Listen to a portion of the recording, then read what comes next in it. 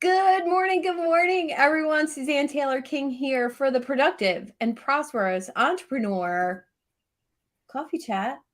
And we are here today with the incredible, the outstanding Thom Van Dyke, who is one of my stellar Idea Lab community mentors, StoryBrand guide, amazing human just in general. And I'm excited to catch up with you today live on camera, Thom. Thanks, Suzanne. I You're appreciate welcome. it. You're The welcome. feelings are all mutual. Oh, So, so good. So good yeah, when you have people like that in your life, isn't it? it's true. It's very true. Makes business a lot more fun. It really does. It really, really does. People to celebrate with is amazing. Yeah. All right. So we're going to get into it a little bit today. I always talk about productivity. I always talk about what it feels like to be prosperous in your business, which is super timely for you, which is really exciting. The momentum I've seen from you in the past 3 to 6 months, it really feels like you're hitting your stride in your business. So I think we can dive into that a little bit. Sure. Okay. Absolutely. All right. So let's talk about productivity first. Okay. And how does your calendar look on a day-to-day basis that leave you at the end of the day feeling really productive? Well, I just came through one of my busiest months ever. So, I had, get this, 17 active projects in March, which is, Wow. it felt a little, well, it was too much. It was a little bit Mm. crazy. And so ideally, what I do is I actually have two calendars. I have one calendar that is the ideal calendar. Mhm.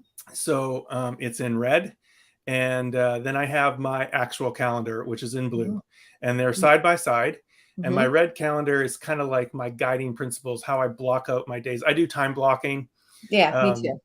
I yeah, love that. it's very, very important to do that. Mhm. And I try to balance meetings and uh, and productivity because I'm a solopreneur. I work entirely alone. I pull it all off by myself. Mhm. So I need to make sure that in the meetings that I have, I actually have time to pull off the stuff as well.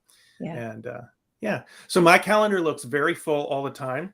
Um, but really, I probably go 2 weeks in advance, going from the template to locking in different projects and making sure that they all work. And I have all my project management software, whether I'm using Basecamp for one client or I use Nifty. It all shows up in my calendar as in the top, so I can see approximately which projects I should be working on when. That's So good. yeah, That's good. Um, yeah. One of the things I love about that is my husband's in IT, and at any given time, he'll have between 30 and 60 projects. Wow. What? And I remember when he told me, um, and he's got a team of people that he oversees, 20 some people, all working on different aspects of the projects. And each individual project has a project manager. His task is one thing in the project wheel, but it's the first thing that has to get done and the last thing and kind of the most important thing. I don't fully understand it, but what I did understand was his ability to put blocks on his calendar for each project. And I immediately adopted it when I got busier in my coaching practice, balancing my group coaching programs, my one on one time, my business consulting that takes me out of the house to a client, and really blocking out the time. What I missed up until a year ago was time for me. Whoops. Whoops, I kind of forgot. Kind of forgot about that. And since I've been blocking my mornings till 10, I don't do anything before 10. unless I'm talking to you on the phone while I'm walking or exercising. My business has tripled Come since I on. put me on the count. Not kidding. Not That's kidding. amazing. But I have an idea. Less time to do projects makes you more productive. Oh, Right? hands down. I work very, very well with a deadline. Yes. It's Yes. very important. Now, The is it the pressure for you of it's yes, got to be done tomorrow? absolutely. Okay, me too. Absolutely, it's the Me too. pressure. I like the pressure. I don't Mhm. even mind it. I joke around that if my chest doesn't hurt a little bit, I'm not really busy enough. Ah, But I have a discipline. You know, I don't work in the evenings mhm. and I don't work on the weekends. And I'm pretty good with that. Like last month I worked 2 evenings, I think. Okay. So in one of my busiest months ever, that's not bad. Yeah. Because we've got a big, busy family, and I just don't want to steal time from them. So I Yeah. figure if I can't get it done in the time that I've given myself, then I need to change. I don't need to make them pay for my inability to manage my calendar. So Well, I love that so much because, think about back when you started your business. You did it for freedom. I know. right, You did it for autonomy. You did it for quality of life with your loved ones, right, friends, social engagements. And yes, I see so many entrepreneurs struggle with that exact thing. I don't believe it's work-life balance. I believe it's priorities out of whack. 100%. You have And yours down. And you know what? What people have to realize is that your personal priorities need to inform your professional priorities. They have to. Mm-hmm. There's no such thing as like a complete separation, Yeah. of personal and professional. It's impossible. We're one Yeah. person, right? Mhm. Our life is not segmented like that. Yeah. So, but when you understand what you're called to do, and you know it to the core of your being, this is what I'm called to do, Mhm. that can help you then sort of put everything else around it. So for us, we're a foster family.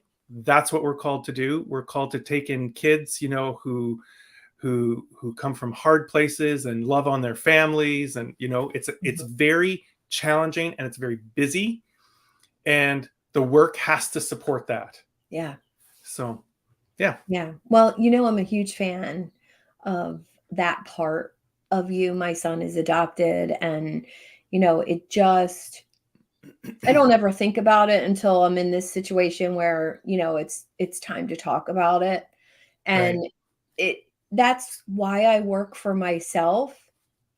It's literally why I created my business, because I remember I took maternity leave and I wanted to go back to work, and I went to visit some local daycares and by myself, and I literally walked out of each one feeling worse than the one before. oh, And I thought, "Oh, hell no. I'm, right, I'm doing this once with one child, and I have to figure something else out." And I came home crying to my husband, and he's like, you don't have to go back to work. No, no, no, I want to. I want to have something outside of the home. I want to have something I work on, but it has to have the flexibility to either work from home or work when you're not working. correct. And we just made an agreement that that's what was going to happen. And in 3 days, someone called and asked my advice on developing wellness programs within their dental practice. That's what I had been Great. doing for my boss as a dental hygienist for 20 years. And I was like, somebody's calling asking for my advice. could I charge for that? And Amazing. and there we are. Like, and I think that that freedom for me, um, the fact that I'm wearing shorts and flip-flops right now, you don't get much Amazing. better than that, right?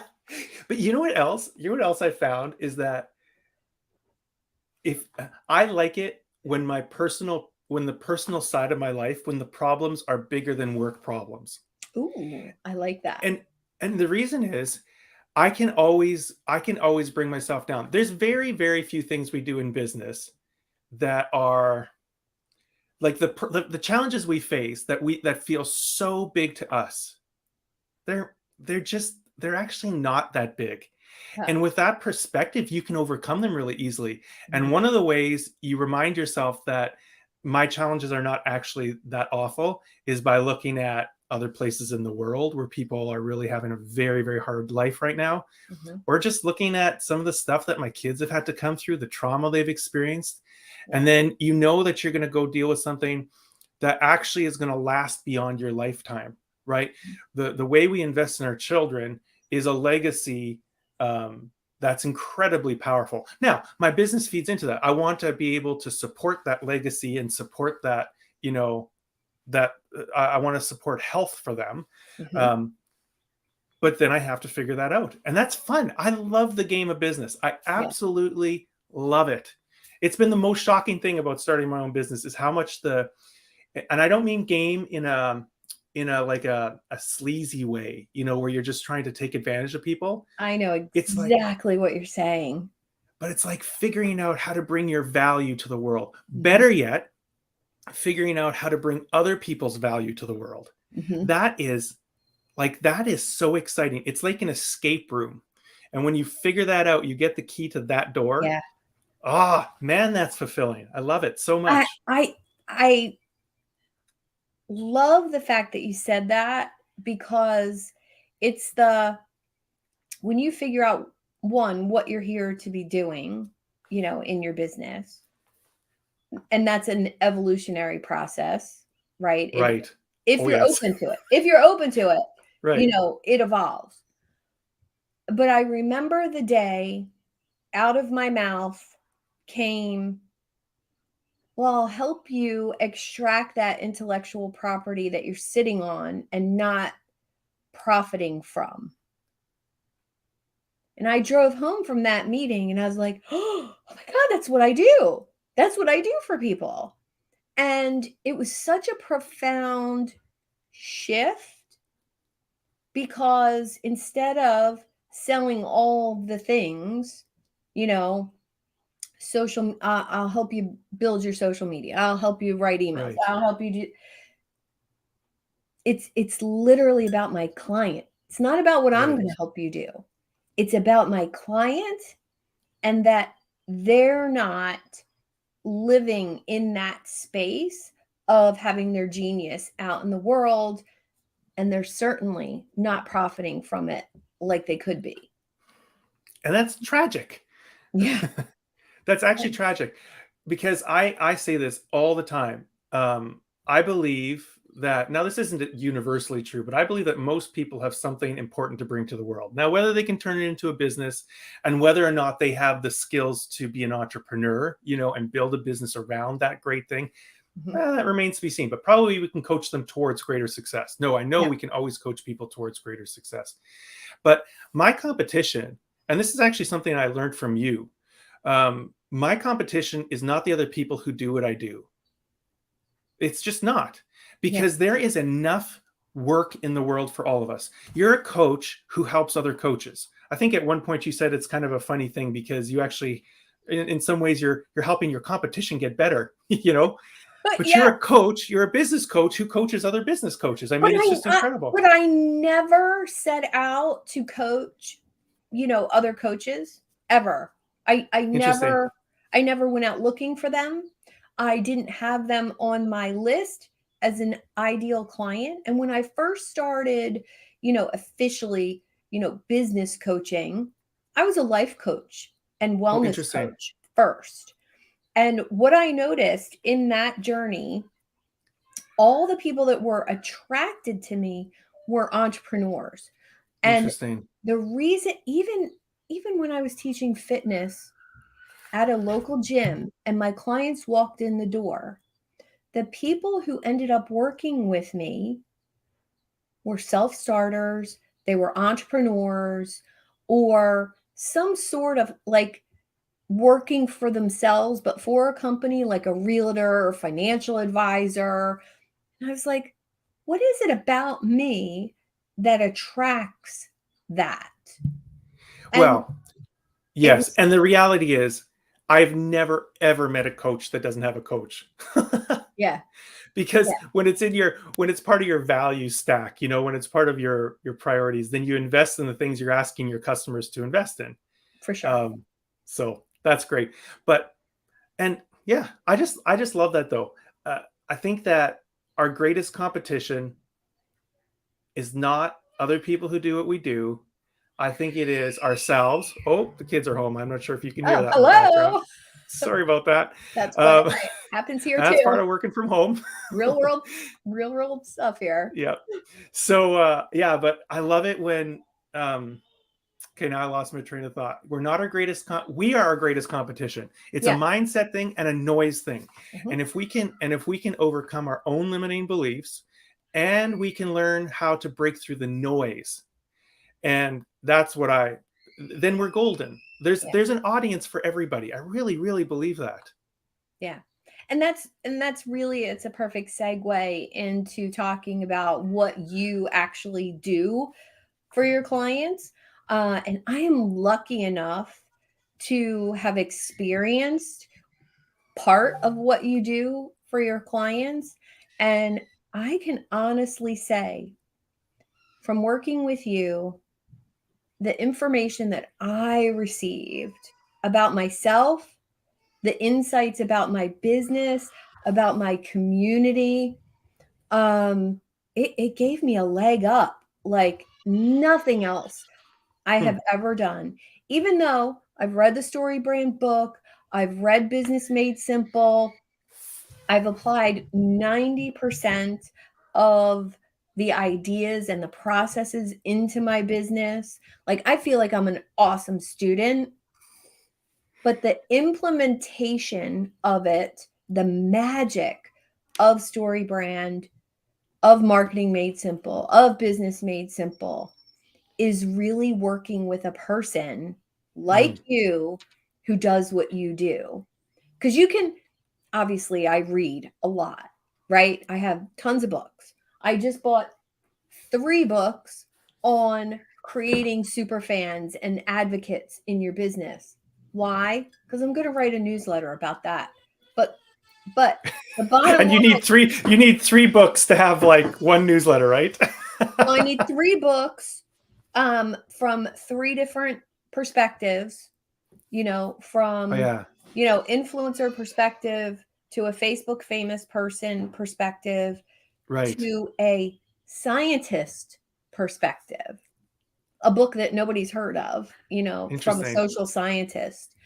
And by reading the 3, taking notes in the same notebook, organizing them, and then getting some book summaries on more books about the topics, doing the same thing, I allow myself to form my own opinion about building community advocates, mentors, experts, Right. having people talk about you in rooms you're not in.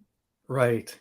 Yes. And if I have my own theory on that, by getting other people's theory on that, it's Yes. just an amazing, amazing process.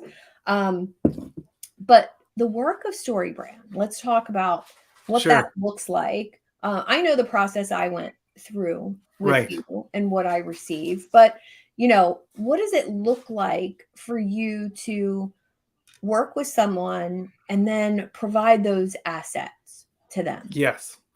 So one of the challenging things is that people, when they think marketing, they say, "Oh, I need a website." Mhm. Okay. So great. You need a website. And then they come to me and they say, "How much are your websites?" And they gulp when they hear what I charge. And then, because I I work with people who build beautiful websites. I don't do the actual development anymore, but boy, I have great partners. Yeah. And but then I say, well, what are we going to put on your website? And they go, well, I don't know. Uh-huh. That's a problem. Right. And so the issue is now they are kind of shell shocked by the price that they're going to have to pay for a website.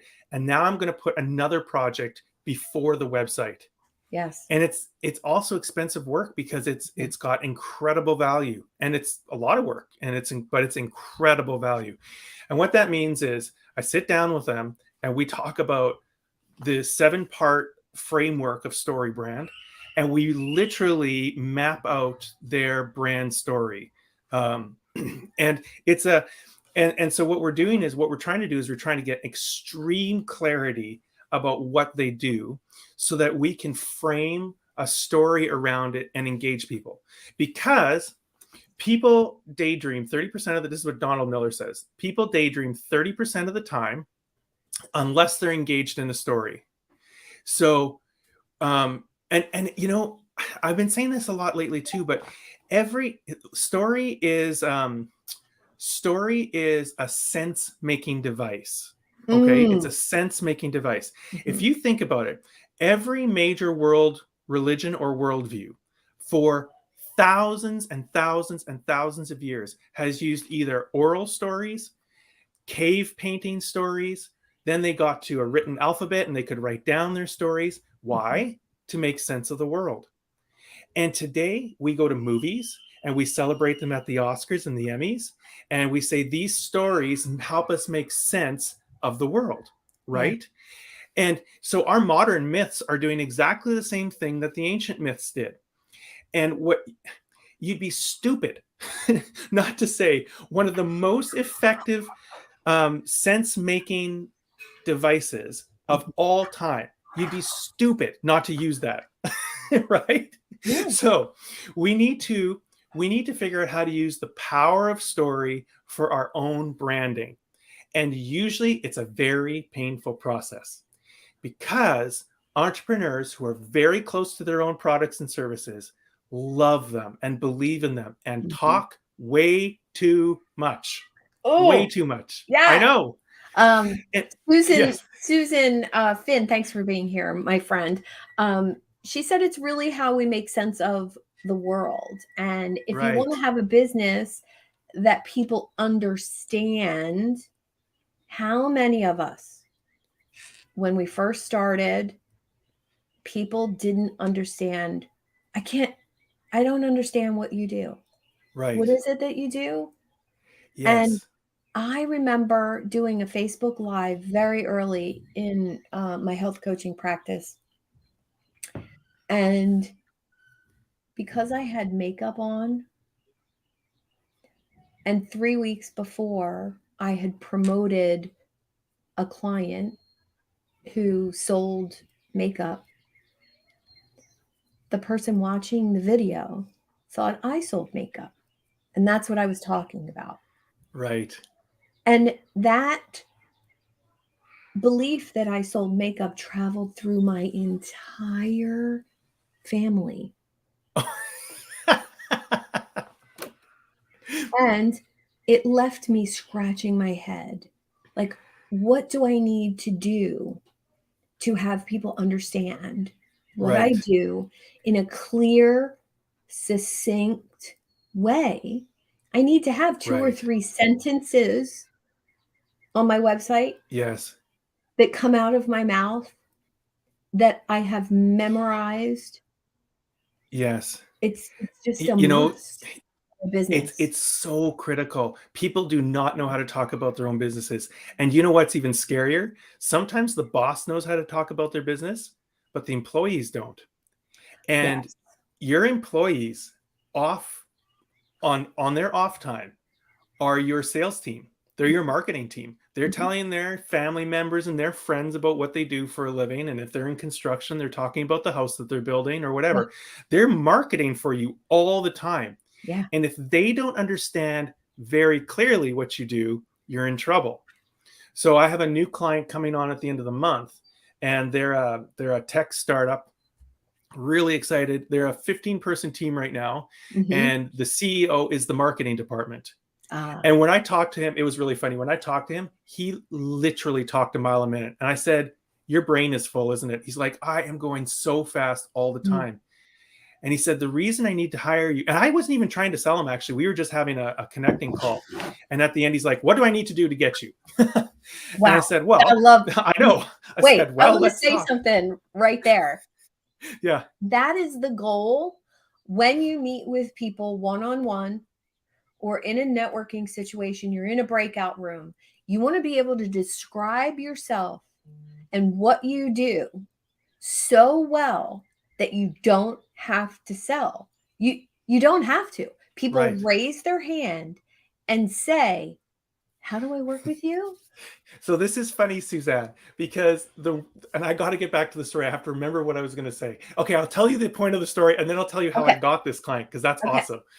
Well, he said, "The reason I need to hire you is that I know I need to hire a marketing department soon. And I want to be able to give them a messaging guide, the same way you have a brand book with your Mm, logos, colors, and fonts. And you mhm. say, we'll never diverge from those logos, colors, and fonts in all of our marketing." He said, I want to give them a messaging guide so that I know that my marketing always sounds the same, like us. So that's brilliant. Okay. Now the way I got them, you're gonna love this, is that it's software that I use.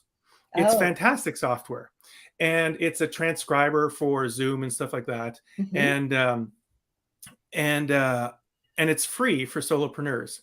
And so I got an email from the company asking for a review, uh, maybe late February, early March. And I said, sure, for a $25 gift card, I'll Yeah, do that.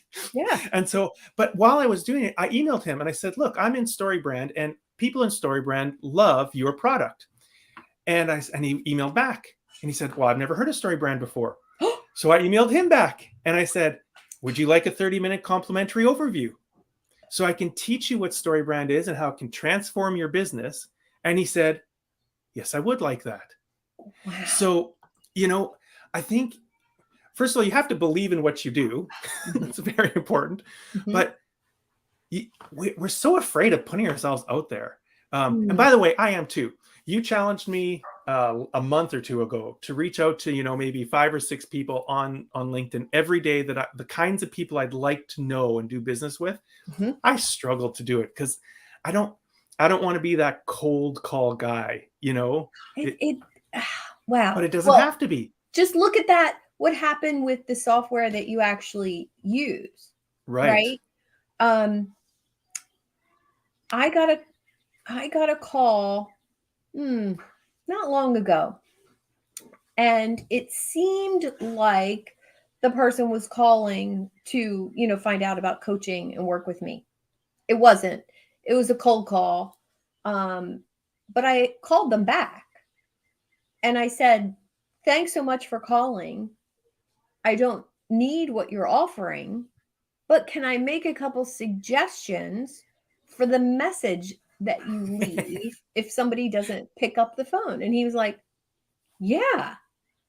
And I gave him 2 tips and he's like, "I'm going to try that." He tried it Brilliant. and texted me 3 days later and said, "I don't know what you did, but I went from getting a 20% callback to 60% callback." Brilliant. I said, "Well, if you're gonna do cold calls, you gotta do it authentically." Absolutely. 100%. Yeah. I could, yeah, that's so brilliant. I love it. Yeah. And sometimes that's the game for me Right. when someone reaches out to me, to sell me something, to challenge them to do it better. Like, that's not Right. gonna work on me. Like, okay, this is not gonna work on me. But if you want it to work on other people, could I make some suggestions? Right. And So it's good. so similar. I love it. I love it too. So clarity, I think we're both about it. Yeah. That's what I sell. I sell clarity is what I do. And when clients come to me, we get to clarity in 2 ways. One, we write their brand story so Mhm. that their customer is their hero, so that the guide, so that the brand doesn't play the hero and there's this competing role within the story of their clients. That's one thing we do. The other thing I do is I hack and slash. I Hack mean, and slash. yeah, get rid of the I'm putting copy. that in the comments. You got to hack and slash the copy. You got to talk less, and it's and use your words more, sort of more on a. You have to think more in terms of budget. You have to Love it. budget your words, right? And make sure that you're not saying so much that people get lost in what you're talking about. Love it. It's the difference between, we're going to, in a few, I mean, Harry Potter's already a classic, right? Harry Potter, when those books came out, that's great, Susan. By the way, Susan's my friend too. Suzanne said that Susan's her friend. Well, Susan is my friend too. But when Harry Potter came out, I was actually student teaching. I was training to be a middle school teacher, and teachers were blown away. Those were 400-page books, and their kids who hated reading could not put them down. There's something going on there. Very, very important. My book that I loved as like the sort of the consummate middle school book was Holes by Louis Sachar. The first chapter is maybe 2 paragraphs long. And what happens is it just pulls you in, because everybody knows that when you finish a chapter, it's the best feeling in the world. So it pulls them in, right? Yeah. You compare that to Lord of the Rings. Now, I love Lord of the Rings, but not so much the books. Because Tolkien wrote in the style appropriate for his day, so much description. So many words. Yeah. You ask a kid, you watch, how long will a kid last with Tolkien compared to Harry Potter? It doesn't even come close, because they're using the words in a different way that's appropriate for the audience and the culture that they're in. All right. So really, we want to tell our stories in that way. I did a webinar this week, and somebody asked, how long should blogs be? I said, I don't know. Like, people who do SEO hate me because I say it really doesn't matter. If you want to get really good SEO, it's between 12 to 1,500 words, they say. And then somebody else said, yeah, but my readers would never read that much. And I said, well, then why on earth would you write that much? Right. See, we have this thought that we have to become the expert to everyone. And that's a bad way to look at it. You're much better off. I'm never going to rank for content marketing. I don't really care about that. Exactly. What I want to rank for is when people who know, like, and trust me go, I need to talk to someone about content strategy. Yeah. Tom's my guy. That's what I want to rank for. I want to rank top in my audience's mind. And I don't need to rank number 1 in Google to do that. So I don't need SEO and guerrilla tactics and stuff like that to get people to notice me. So I'm sort of contrarian. I break the rules in my marketing. I love it. I tell stories when I write emails with one point, and they're about my life, and I just don't care. Like, I just want to write, So if you're not a writer, make it much shorter. This quote out. Rank top of mind in my audience's mind. Right. Google is not my audience. Exactly. The world is not your audience. There's this, we like to think that it is, but the world is actually not your audience. Yeah. And we have to watch our sort of our hubris, our pride a little bit, that we don't get. There's this great proverb that says, my eyes are not proud. I have not gotten involved in something too big for me. And I believe in growing business and prosperity and all of that. I really do. But, there's these people who are just going after viral marketing, and they just go after the next formula that's going to be the magic formula that gets them all this business. And I can tell you from experience, viral marketing, by definition, it's not going to sustain you, because it's viral. It goes viral and then it piffles out. It just poof, it's gone, right? So, and I would say that, there's so many formulas out there. Oh, there's so many methods out there. I've read most of the books, and I will say that they all come from the same place. They just have a different name and a different package. And when you get to the root of how business should be. It's not hard. It's not some Right. complicated 1,000-page book or $20,000 coaching program that's going to teach you the secret. There's no Right. secrets. It's all There's no Googleable. secret. That's Um, right. so I'd love to wrap up Yeah. with your insights on where StoryBrand has taken your business and what it could do for people who are going to reach out to you uh, from this video. Well, this is very important because I had a career of 19 years, Mm-hmm. not in business. I was not the boss. I was not in business. I was in a nonprofit. Then 2.5 years ago, 19 years to the day that I became, I became a minister.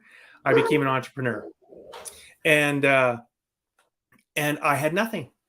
I was at ground zero, right? Absolutely nothing. So if there's people who are listening right now who are at the first day of their business, scratching their head and panicking and sweating in their seats, I have been there.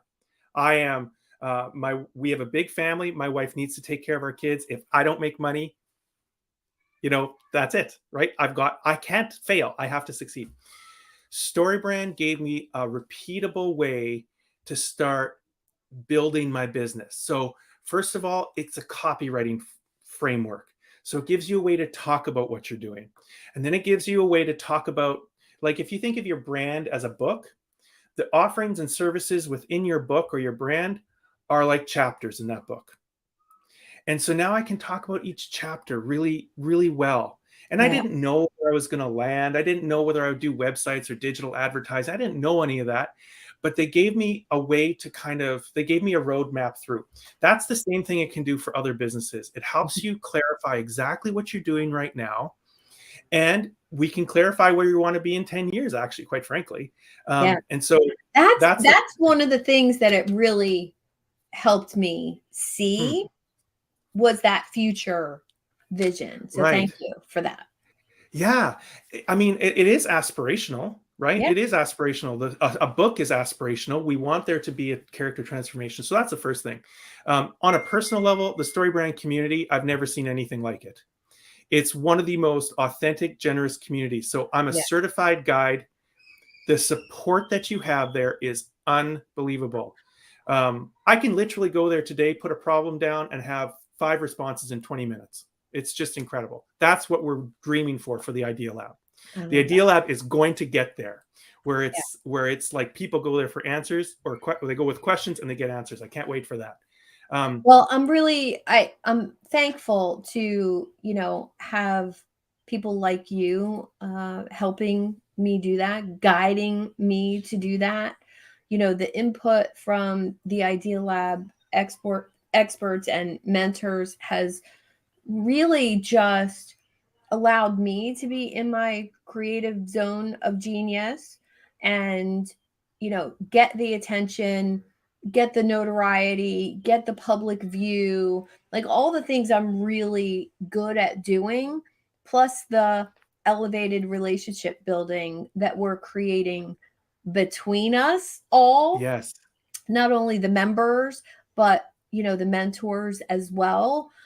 We're all rocking it and showing up for each other, I which, agree. wow, that's just making It's business more fun. It really is.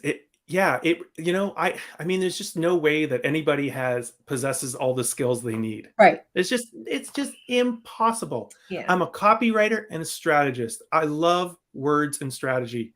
I love that.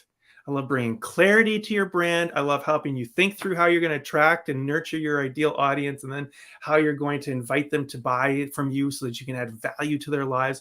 I love all of that. But I don't know what you know. And I don't know what Susan knows about marketing, because she's been in it a lot longer than me. And, Mhm. Nancy and selling and mindset with, Judy. Like, there's just so much stuff that I soak up every time we're together. Yeah. And I'm grateful for that. I'm extremely grateful for that. I'm so happy that our paths crossed, Suzanne. I think that was last summer. I don't even remember how.